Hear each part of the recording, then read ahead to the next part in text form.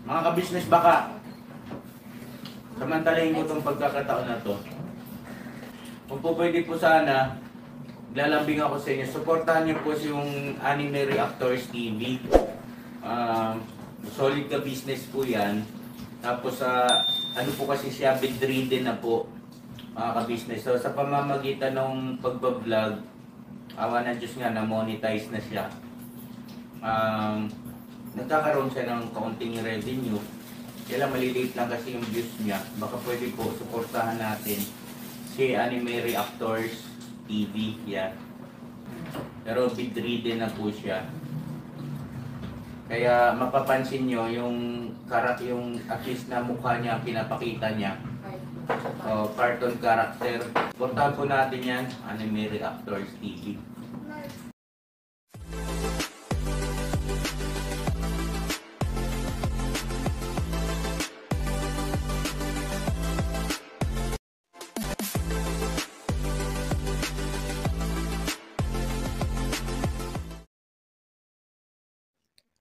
Hello guys, mapagpalang araw po sa ating lahat.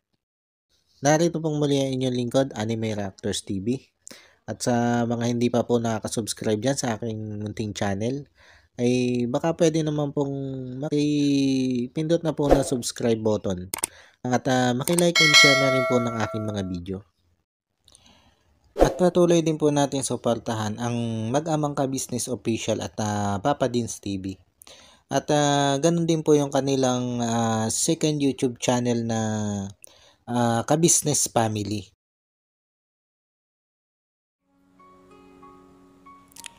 Yan, panibagong araw, panibagong reaction ulit po tayo mga ka-business, mga papi. At for today's video po ay gusto ko lang pong sagutin itong reaction video nitong si Thinking Buddy patungkol dito sa pagpapabarangay nitong si Ma'am MK Inday Okray dito kay Kuya Jonathan. Pero bago ko umpisahan ito mga ka-business, mga papi, ay humihingi muna ako ng pasintabi dito kay Thinking Buddy kung gagawan ko ng reaksyon o ng rebat itong kanyang naging reaksyon dito patungkol dito sa naging papatawag nga nito si Ma'am MK o pagpapabarangay nito si Ma'am MK dito kay Jonathan.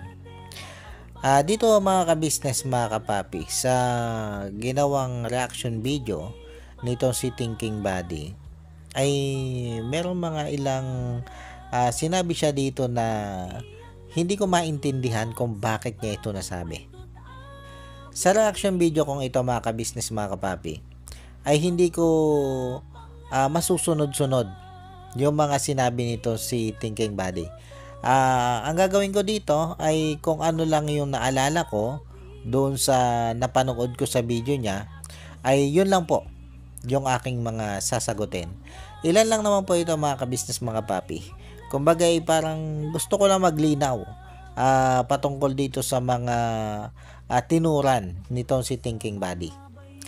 At una po dito mga ka-business, mga papi, ay yung sinasabi nitong si Thinking Buddy na idinamay daw siya o idinawit doon sa pag-uusap nitong sila Kuya Jonathan, MK Inday Okray at ng mga lupon ng barangay.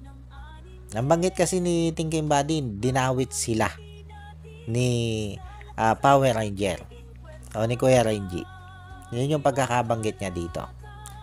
Pero sa pagkakatanda ko mga ka-business, mga kapapi, doon sa naging video o ina-upload na video nito si ka-business patungkol dyan sa paghaharap ni Ma'am MK at nito si Kuya Jonathan dyan sa barangay, ay hindi naman idinamay nito si Kuya Jonathan si Thinking Buddy. Hindi nadamay ang pangalan dito ni Thinking Buddy o hindi siya idinawit ni Kuya Jonathan. Kundi ay idinawit lang dito ni Kuya Jonathan ay yung mismong gumawa ng kanyang YouTube channel. Yun lang. Yun lang yung idinawit dito ni Kuya Jonathan. Kaya hindi ko maintindihan kung bakit sinasabi nito si Thinking Buddy na pati siya ay naidawit. Kaya buddy, saan bahagi doon ikaw nadawit? Siguro may mga ilang tanong na nabanggit yung pangalan mo pero hindi ka idinawit. Hindi ka idinawit ni Kuya Jonathan.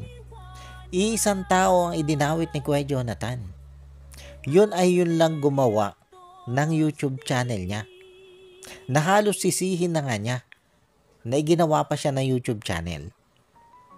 Yun. Kaya wag mong sabihin na idinawit ka.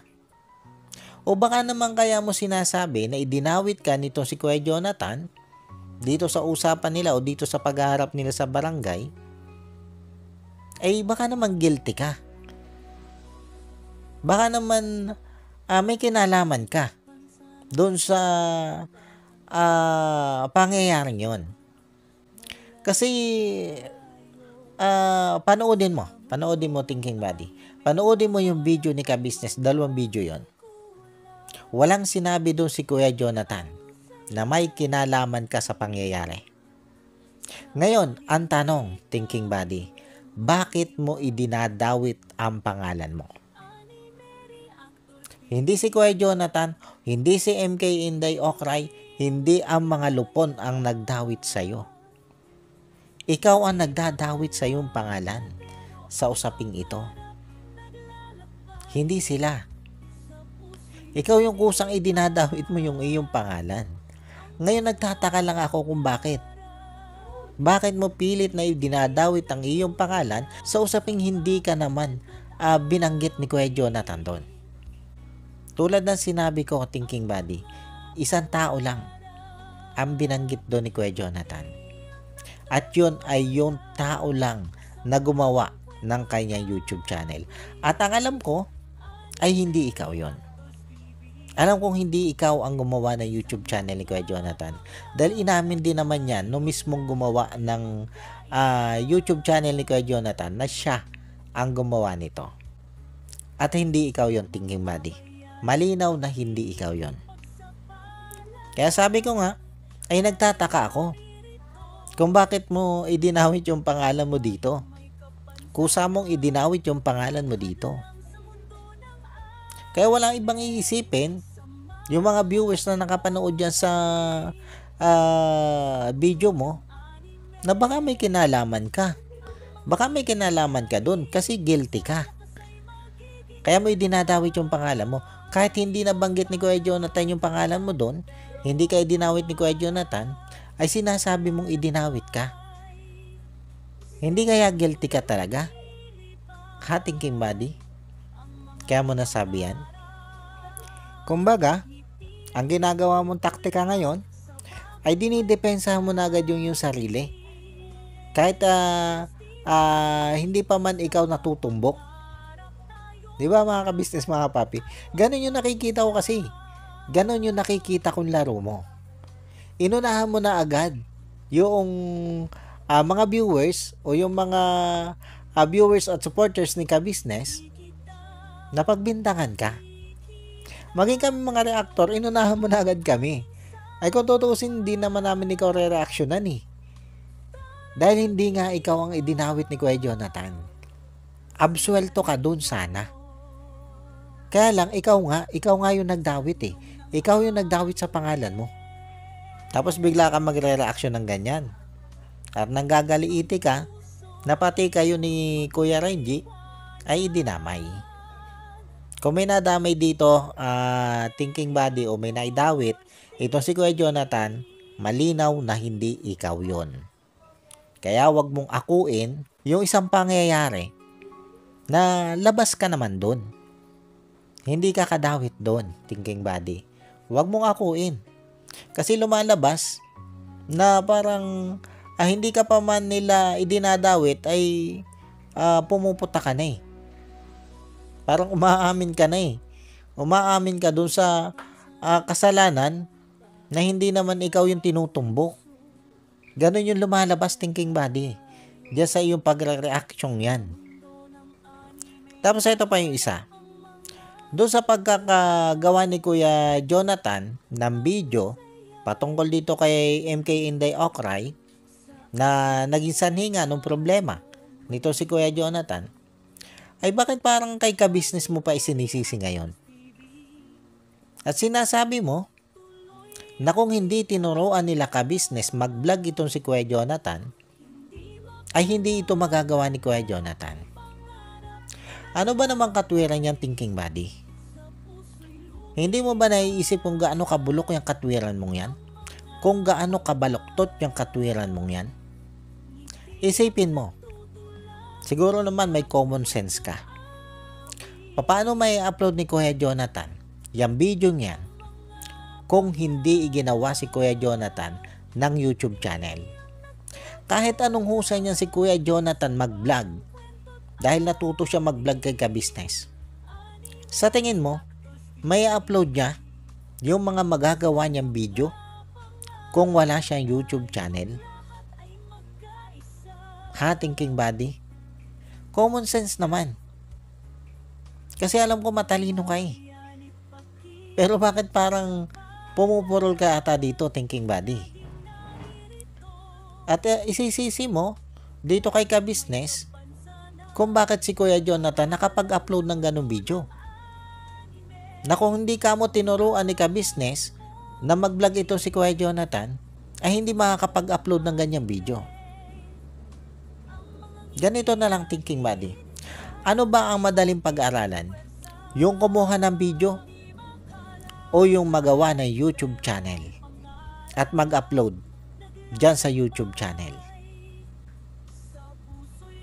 O halimbawa, o sige, sabihin mo, mas mahirap yung gumawa ng video kasi mag-iisip ka pa ng sasabihin mo. Ngayon, ang tanong, kahit gaano ba kahusay itong si Kuya Jonathan, kaya ba niya mag-upload ng video kung hindi siya ginawa ng YouTube channel? Ha, thinking buddy? Kaya ngayon isipin mo, sino ngayon ang may kasalanan? Ang totoong may kasalanan? Sa tingin mo ba talaga ay si ka-business nga may kasalanan dahil tinuruan niya si Kuya Jonathan mag-vlog? Yung ba talaga ang paninindigan mo, thinking buddy? Kayo po mga ka-business, mga papi, kung kayo po yung tatanungin, sino po ang mas may kasalanan dito? Yung tao na nagturo kay Kuya Jonathan mag-vlog, yung tao na kung saan ay natuto si Kuya Jonathan na mag-video, o yung taong gumawa ng channel nito si Kuya Jonathan? Ano po sa tingin nyo mga ka-business, mga papi? Kasi ginigit nito si thinking buddy na kung hindi tinuruan nila ka-business mag-vlog itong si Kuya Jonathan, ay hindi kakayanin ni Kuya Jonathan mag-vlog na ganyan. Hindi siya makakagawa ng video na paninira dito laban kay MK Inday Okray. Yun yung gusto niyang palabasin eh. Na yung video nga pong yun, ayun yung naging dahilan ng problema ngayon ni Kuya Jonathan. Ngayon kasi, ang tingin ko dito mga ka-business, mga papi, umiiwas na itong mga ito eh. Kung tawagin yung iwas pusoy na itong mga ito. Hindi ko nga alam kung bakit itong si thinking buddy ang nanggagaliiti dito. Ay hindi naman siya dinadamay ni Kuya Jonathan doon sa nangyari. Hindi siya dinadamay ni Kuya Jonathan doon sa naging problema. Dahil ang dinadamay dito ni Kuya Jonathan ay yung gumawa ng kanyang YouTube channel. Kaya sabi ko nga, hindi ko alam kung ano ba ang meron. Bakit itong si thinking buddy ang nanggagalaiti dito? Samantalang yung mismong gumawa ng YouTube channel, chill lang eh. Tinatawa-tawanan nga lang niya eh. Tinatawa-tawanan lang niya yung mga nangyari. Pati yung pagdadawit sa kanya ni Kuya Jonathan, tinatawa-tawanan lang niya eh. Bagamat kinontra niya doon, yung paraan ng pagpapatawag ng barangay dito kay Kuya Jonathan at yung mismong itinakbo noong usapan ng Lupon at nitong sila Kuya Jonathan at nitong si Mama MK, ay nagpakita naman siya ng pagiging mahinahon doon at tinatawanan nga lang niya yung pagkakadawit sa kanya ni Kuya Jonathan doon. At sabi niya, nauunawaan niya si Kuya Jonathan. Pero itong si thinking buddy, Dito ako nagtataka kung bakit ito'y tila ba nang gagalaiting masyado doon sa pangyayaring yun. At idinadawit pa niya yung kanyang pangalan na siya daw idinawit doon. Samantalang wala naman ng dawit sa kanya doon. Alam mo kasi thinking body, nagpapaka-guilty ka kasi. Kaya nawapaghalataan ka tuloy. Halos akuin mo na yung kasalanan eh. Diyan sa video mong yan. Nanggagalaiti ka dito kay Ka-Business. Pati yung pagpapakumbaba sa inyo ni Ka-Business ay hinahamak mo. Minamaliit mo. Sinasabi mong paiyak-iyak para magpaawa. Buti nga si Ka-Business nagpakumbaba sa inyo eh. Kahit kayo yung naglabas ng video na makasisira dito kay Ka-Business. Pero si Ka-Business pa rin yung nagpakumbaba sa inyo. Tapos ngayon, yung pagpapakumbaba ni Ka-Business, parang minamata mo. Yan ba yung dahilan kung bakit hindi ka pumupunta dito kay Ka-Business? Kasi nagmamataas ka pa rin hanggang sa ngayon? Sa kabila ng pagpapakumbaba sa'yo? Ganun ba yun, thinking body? Tapos dito sa pangyayaring ito kay Kuya Jonathan, ay tila ba awang-awa ka?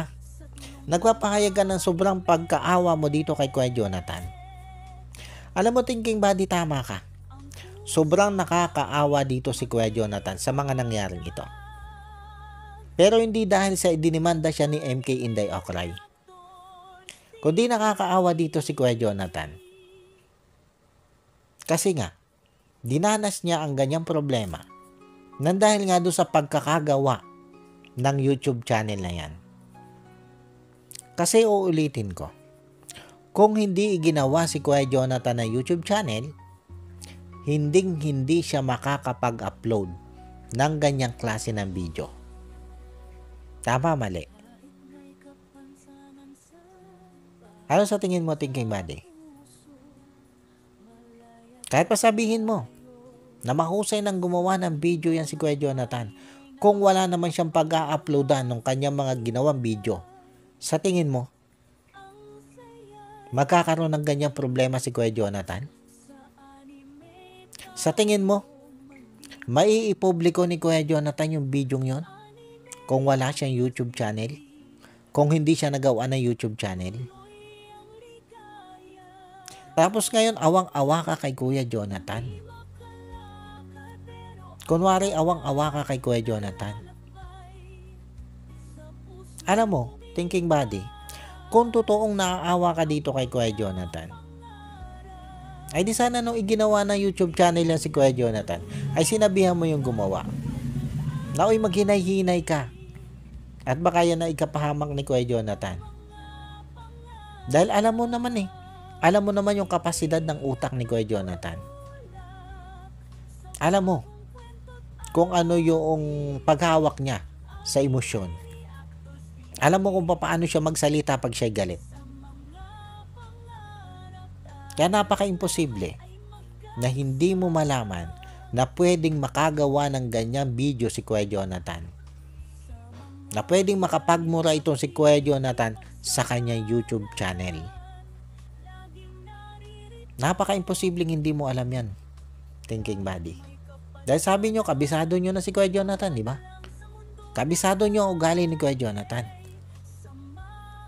At kung totoo talagang kabisado nyo ang ugali ni Kuya Jonathan, nun pa lang, alam nyo na pwedeng makagawa ng hindi magandang video itong si Kuya Jonathan. Kahit pa sabihin na misinterpret siya doon sa narinig niyang sinasabi patungkol sa kanya. Pwede siyang gumawa doon ng isang video na hindi maganda. Pwede siya magmura at i-upload niya doon sa kanyang YouTube channel na ginawa ng kung sino man yung gumawang yan. Kaya kung totoong kayo naaawa dyan kay Kuya Jonathan, dapat iniiwas nyo ito si Kuya Jonathan sa mga ganong bagay. Ay hindi Doon pa lang sa paggagawa ng YouTube channel na yan ni Kuya Jonathan. At paghihimok nyo mag-vlog itong si Kuya Jonathan. Kahit pa sabihin niya sinasabihan nyo o pinakikita nyo dyan sa video nyo na sinasabi nyo, wag kang magmumura, wag kang magmumura. Ay ikaw na nga may sabi. Kabisado nyo na ang ugali nito si Kuya Jonathan. At alam mo naman, na kahit siya'y pinagsasabihan, hindi yan basta-basta makikinig. Kung ano pa rin yung nasa utak niya, yung pa rin yung sasabihin niya. Nakakasakit man yan ng damdamin ng iba o hindi. Sasabihin niya yan dahil yan ang pinapaniwalaan niyang tama.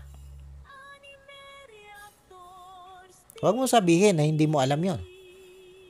Dahil pinangangalandakan mong kabisado mo ito si Kuya Jonathan. Kaya huwag mo sabihin hindi mo inaasahan yung mga ganong video. Imposible yan, thinking body. Imposibleng hindi mo alam yan. Dahil pinangangalandakan mo eh. Nakilala mo o kabisado mo ito si Kuya Jonathan. Tapos hanggang sa ngayon, na halos ayaw na nga o ayaw na talaga ni Kuya Jonathan na mag-vlog, ay iginigit nyo pa rin sa kanya. Itinutulak nyo pa rin siya na ipagpatuloy niya yung pagbablog. Kumbaga kayo yung patuloy na nag-uudyo kay Kuya Jonathan na ipagpatuloy yung pagbablog na yan. Maging YouTube channel nga niya eh. Gusto na niya ipa-delete. Kumbaga willing siyang i-delete na yon. Dahil ang sabi niya ay nagulo lang yung buhay niya simula nung nagkaroon siya ng YouTube channel. Pero dito sa reaction video mong ito ay ipinaglalaban mo na dapat ay hindi i-delete ang channel nito si Kuya Jonathan. Ikaw yung ayaw o kayo yung ayaw na i-delete itong channel ni Kuya Jonathan. Kahit itong si Kuya Jonathan ay gustong-gusto na niyang i-delete yung channel niyang yan. Dahil dyan nga daw siya nagka-problema. Yan nga daw yung naging dahilan kung bakit siya'y muntik ng mapahamak. Ngayon, buddy, ano yung purpose nyo? Ano yung purpose nyo kung bakit ayaw nyong i-delete itong channel ni Kuya Jonathan? Dahil ba hindi pa kayo tapos na siya'y gamitin para doon sa pagbibigay ng mga hindi magandang salita laban doon sa mga tao na sa tingin nyo ay kalaban nyo? Yun ba yung purpose mo doon, thinking body? Tapos pag nagka-problema na naman si Kuya Jonathan, na dahil dyan sa YouTube channel na yan, ay sila ka-business na naman yung inyo sisisihin. Dahil sila ka-business ang nagturo kung paano mag-vlog, kung paano humawak ng camera, kung paano kumuha ng video ito si Kuya Jonathan. O diba? Ganyang kabubulok ang utak nyo. Yan yung ampaw nyong katwiran. Kung bakit yung sinisisi ngayon si ka-business. Na yung katwiran nyong yan, parang katwiran ng isang bata. Hindi mo man lang naisip na kahit marunong mag-video yan si Kuya Jonathan, ay hindi naman yan makaka-upload o makakapag-upload ng video kung hindi ginawa ng YouTube channel. Ano ka ba naman na thinking body? Marunong ka ba talaga mag-isip? May common sense ka ba talaga? Kasi dyan sa mga pinagsasasabi mo yan, parang wala kang common sense eh. Yung bang tipo mailigtas mo lang yung inyong sarili? May baling nyo lang sa iba yung sisi na dapat ay kayo yung humaharap. Ganyan yung gagawin mo, ganyan yung sasabihin mo, na dapat ay sila ka-business ang sinisisi dito. Dahil sila ang nagturo kay Kuya Jonathan na mag-video o mag-vlog. Isipin mo, thinking body, kung ano yung kalukuhan pinagsasasabi mong yan dyan sa video mong yan. Tapos inihimok mo pa yung mga viewers na magising na sa katotohanan dahil mga kasinungalingan ang sinasabi na nandito sa aming community at pinapalabas mo na kayo ang tama. Wow, thinking body, ang galing mo. Sobrang galing mong magmanipula. Pero ikaw na rin yung may sabi na hindi bobo ang mga viewers. Hindi bobo yung mga yan. Para hindi maisip kung sino nga ba ang tama at kung sino yung mali. Masyado ka nagpapakabait-baitan sa mga video mo. Bakit mo hindi ipakita ang totoong pagkatao mo? Ipakita mo, thinking body. Ilabas mo kung anong totoong pagkatao mo. Kasi sa mga video mo, iwas pusoy ka lagi. Tapos sa amin ang sisi ng lahat, di ba? Sabi mo kami mga reaktor ang sumisira sa ka-business community. Pero ang tanong, kami ba mga reaktor ang gumagawa ng video o nag-a-upload ng video na may mga mapapanirang salita laban kay ka-business? Thinking buddy, kami ba yun? Kami ba yung naglalabas ng mga video na may mapapanirang salita laban kay ka-business? Para sirain namin ang ka-business community? Ngayon buddy, kung sa mga in-upload namin video, kahit isa dyan, ay may sinabi kami o may na-upload kaming video na nagsabi kami ng kasiraan laban dito kay ka-business, doon mo kami sabihan na kami yung sumisira sa ka-business community. Pero kung wala ka makita sa aming video na nag-upload kami ng mapanirang salita kay ka-business, ay huwag kami yung pagbintangan mo. Huwag kami yung sabihan mo na kami yung sumisira sa ka-business community. Suriin mo kung sino yung may mga video na naglabas ng mapapanirang salita laban kay ka-business o mapapanirang issue laban dito kay ka-business. Dahil yun yung malinaw na sumisira kay ka-business. Tulad na lang halimbawa nitong pangyayaring ito ngayon kay Kuya Jonathan. Sino ba yung sumisisi o nagbabaling ng sisi kay ka-business na dapat ay si ka-business yung sisihin dahil si ka-business ang nagturo dito kay Kuya Jonathan mag-vlog? Sino ba thinking buddy? Na halip ay ako inyo yung sisi sa pangyayaring yan dahil kayo ang nagbuyo kay Kuya Jonathan para mag-vlog at nasa community nyo kung sino ang naggawa ng channel nitong si Kuya Jonathan para makapag-vlog ng ganyan at para makapag-upload ng ganyang video. Tapos ngayon, no nagkaletse-letse na, sila ka-business na o si ka-business na yung sisisihin mo. Diba thinking buddy? Diyan ka magaling eh. Diyan ka magaling sa pagbubunto ng sisi sa iba. Diba thinking buddy? Yan yung ginagawa mo lagi. Katulad ng paninira kay ka-business. Na malinaw naman kung sino yung nag-a-upload ng mga mapapanirang issue laban kay ka-business. Pero, sino yung sinisisi mo kung bakit nasisira sila ka-business? Kung bakit nagkakaroon ng problema si ka-business? Diba kaming mga reaktor, na ang ginagawa lang naman namin ay ipagtanggol si ka-business? Pero kami yung sinasabihan mo na kami yung sumisira sa ka-business community. Ganyan kakagaling manisi, thinking buddy. Pero huwag kang papakasiguro, thinking buddy. Dahil sabi ko nga, tama ka. Matatalino ang mga viewers. At hindi sa lahat ng pagkakataon ay makukuha mo ang isip nila. Hindi sa lahat ng pagkakataon ay mapapaniwala mo sila sa mga ganyan mong palusot, sa mga ganyan mong patutsyada. Kaya dun sa hindi mamatay-matay na issue, na kung sino nga ba ang sumisira sa ka-business community, lahat po tayo, pwede po tayong magsuri. Suriin po natin ang bawat upload video ng bawat isa sa amin. Maging dyan kay thinking buddy. Suriin nyo po ang mga bawat upload video namin. At tingnan nyo po kung sino nga ba yung may mga upload video na may mga mapapanirang issue laban dito kay ka-business. Maging kayo po mga ka-business, mga kapapi. Malaya po kayo magsuri sa mga video namin. Kung meron nga ba kaming mga ini-upload na mga mapapanirang salita laban dito kay ka-business, para sabihin na kaming mga reaktor ang sumisira dito kay ka-business. Yun lang po mga ka-business, mga papi. At yun, paano po, hanggang dito na lang muna ulit po. At sana po nagustuhan nyo itong aking reaction video na ito. At muli po ay maraming salamat po sa patuloy pong sumusuporta at sa wala pong sawang nanonood sa aking mga nare-reaction ng video. Maraming salamat po. At sa mga hindi pa po nakaka-subscribe yan sa muntik kong channel, ay baka pwede naman pong makipindot na po ng subscribe button at makilike and share na rin po ng aking mga video.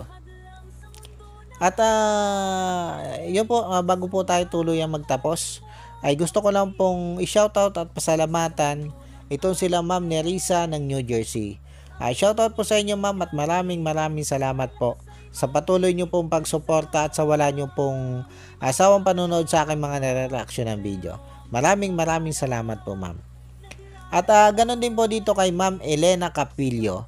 Shoutout po sa inyo ma'am at maraming salamat din po sa patuloy nyo din pong pagsuporta at sa wala nyo din pong asawang panunood sa aking mga nare-reaction ng video. Maraming salamat po ma'am. At ganun din po dito kay Miss Lucky Me ng Japan. Shoutout po sa inyo ma'am at maraming salamat din po sa pagsuporta nyo po sa channel ko.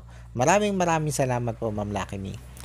At shoutout din po dito kay Ma'am Annalyn Dominguez. Pamangkin po ito ni Ma'am Angela Antonio. Shoutout din po sa inyo Ma'am Angela Antonio. Mga taga Laguna po to mga ka-business mga papi. Shoutout po sa inyo at happy anniversary din po doon sa Gawad Kalinga. Happy anniversary po. Nagdadaos po sila ng anibersaryo ngayon.